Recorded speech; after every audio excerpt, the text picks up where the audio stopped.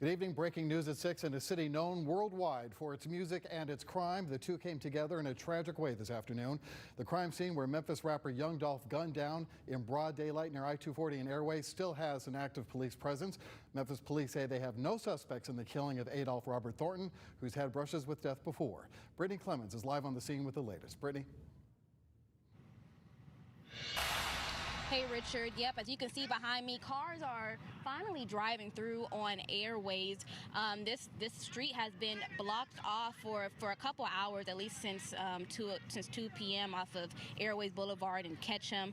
About 30 minutes ago, police started moving the barricades out the way so cars can finally start going through. Traffic has been backed up for hours because drivers couldn't get through this way. It was pretty hectic today. Earlier this afternoon, the community just kind of flooded this area where Young Dolph was shot and killed earlier this afternoon at Makeda's cookie store. They were parking along the interstate. They were, parking and flooding the Shell gas station over here, the Dixie Queen, the churches, just to come and, talk to one another and mourn the rapper's death.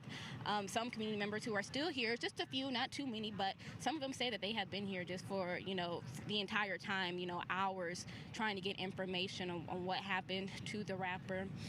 What we do know is that he was shot and killed at the cookie store.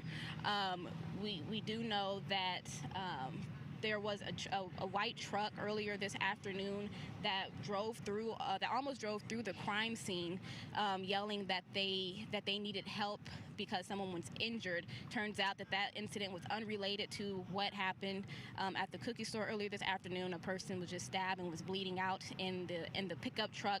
Police did confirm that it was unrelated, that it was an unrelated incident. That person was transported to a local hospital and his condition is unknown at this time. We were hearing that Chief Davis was on the scene, but we haven't been able to speak to her. An officer says that she was here, but they weren't letting us get close to her. We are still working to get some information, and as soon as we know anything, we will let you know. All right, thank you, Brittany. I know the police Chief Davis did tweet something out confirming that Young Dolph had died and they had no suspect information. All right, our team coverage continues with Caitlin McCarthy now. She's been talking to family, friends, and fans who are devastated over the death of Young Dolph. She's live in the Grove neighborhood near where the rapper grew up and today was killed. Caitlin? Well, Richard, that's right. Dozens of family members, friends, fans, and neighbors were out here today devastated and heartbroken and looking for answers as to who killed Young Dolph. He was killed just hours ago here in South Memphis outside his favorite cookie store. Young Dolph was an accomplished musician, but he was best known for what he did for his community. Young Dolph grew up here in South Memphis, and his family says he didn't grow up with much, so he always gave back when he could.